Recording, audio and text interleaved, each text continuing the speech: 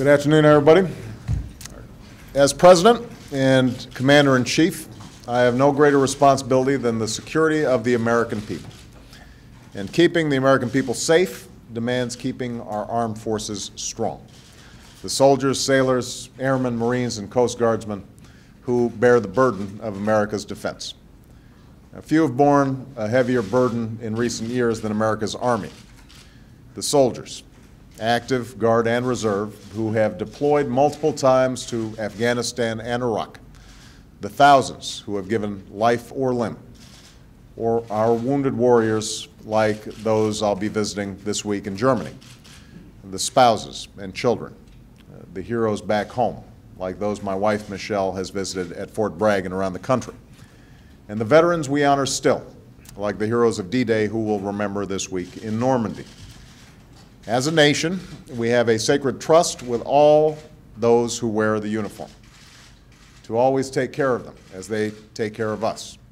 And that's why my administration is increasing funding for our military, including the Army, and increasing the size of the Army 2 years ahead of schedule.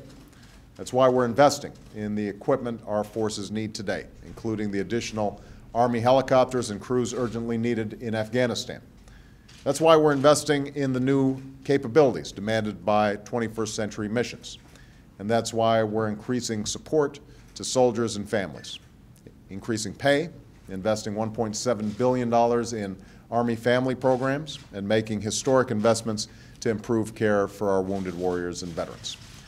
And today I'm proud to announce the distinguished public servant who will help keep us safe and keep our sacred trust with our soldiers and their families. The next Secretary of the Army, the ranking member of the House Armed Services Committee, John McHugh.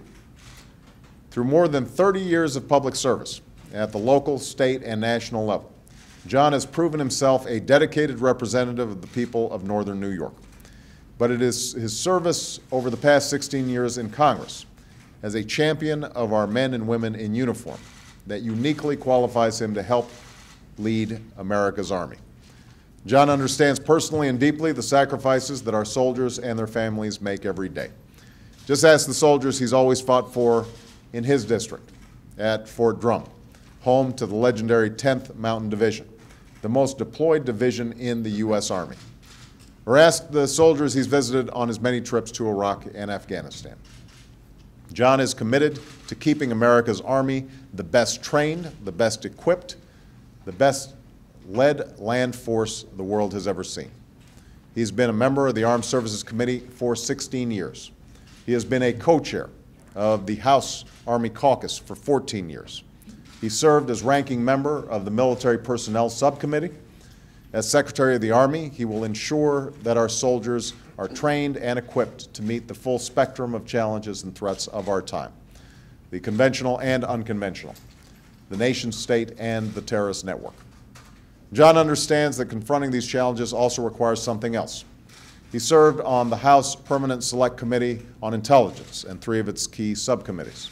He knows that when we send our forces into harm's way, they need the best, most accurate intelligence to protect our soldiers and advance our interests. At the same time, John knows that we must reform the way the Pentagon and the Army does business. Along with Senators Carl Levin and John McCain and Representative Ike Skelton, he played a leading role in passing the landmark Weapons System Acquisitions Reform Act, which I signed into law 2 weeks ago. As Secretary, he will help lead our efforts to save taxpayers billions of dollars and equip our soldiers with the weapons they need, on time and on budget. Most importantly, John understands that the Army's greatest strength is its people. He served for many years on the Board of Visitors of the U.S. Military Academy at West Point. He's been honored by our soldiers and their families for his efforts to increase their readiness, health care, and quality of life. As Secretary, he will ensure that America keeps faith with our soldiers, increasing their pay, increasing child care, and helping families deal with the stress and strain of war. Finally, John shares my belief that a sustainable national security strategy must include a bipartisan consensus at home. He hasn't agreed with every decision my administration has made, but he brings patriotism and a pragmatism that has won him respect on both sides of the aisle. I should note that this patriotism runs in the McHugh family.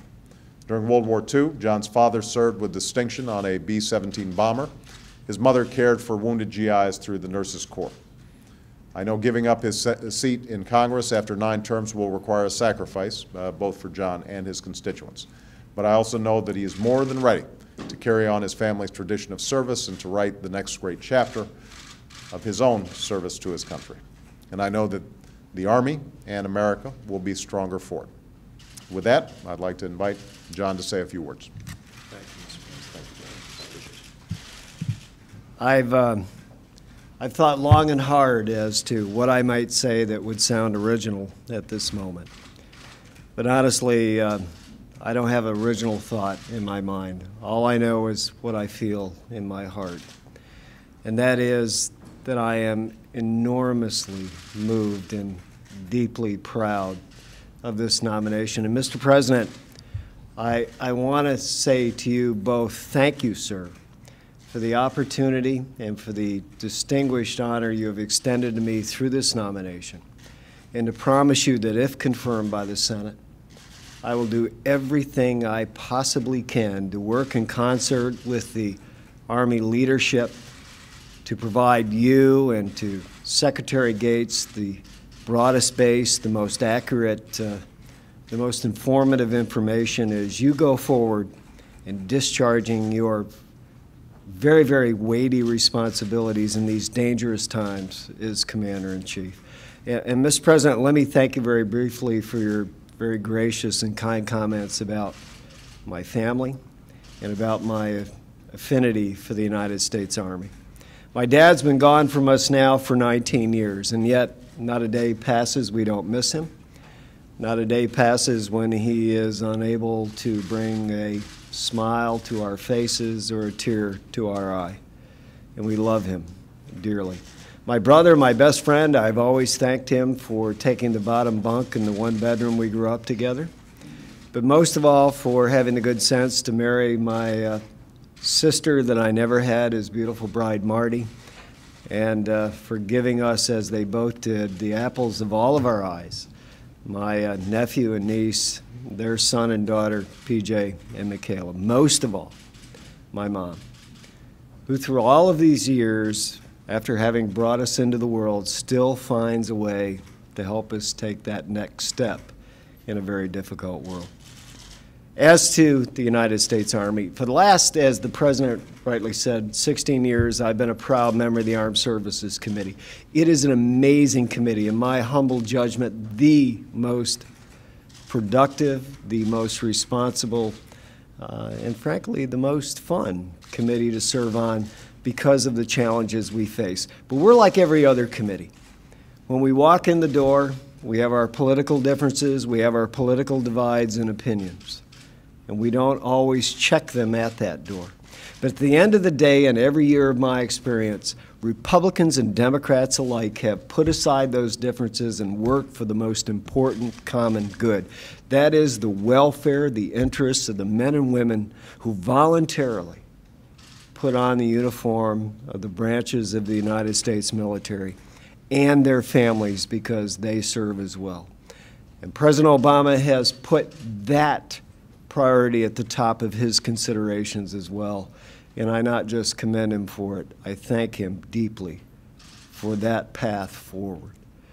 I would simply say that for all of the special feelings we have for all of the military, I've always had the Army somewhat apart. I grew up in the shadows of Fort Drum. For the last 20 years, I've worked in concert with those men and women of the communities around that great facility in support of the men and women of the 10th Mountain Division. As the President so graciously noted, my service on the Army Caucus and the Board of Visitors at West Point, the Army's always had a special place in my heart. Mr. President, that's why I so deeply appreciate this nomination. In the days ahead, I look forward to working with the Senate as they discharge their constitutional authorities and obligations in considering this nomination. But I want to make one final point, if I may. I feel very blessed today. I am blessed today. But the fact of the matter is, I'm nothing more than the latest in a growing line of individuals of many different backgrounds, many different life experiences, as my nomination suggests, differing political persuasions, who have been provided by President Obama the chance to heed, to answer new, important, and challenging problems facing this country. Mr. President, for the opportunity to be in that long and growing and proud line, I thank you, and I hope never to let you down.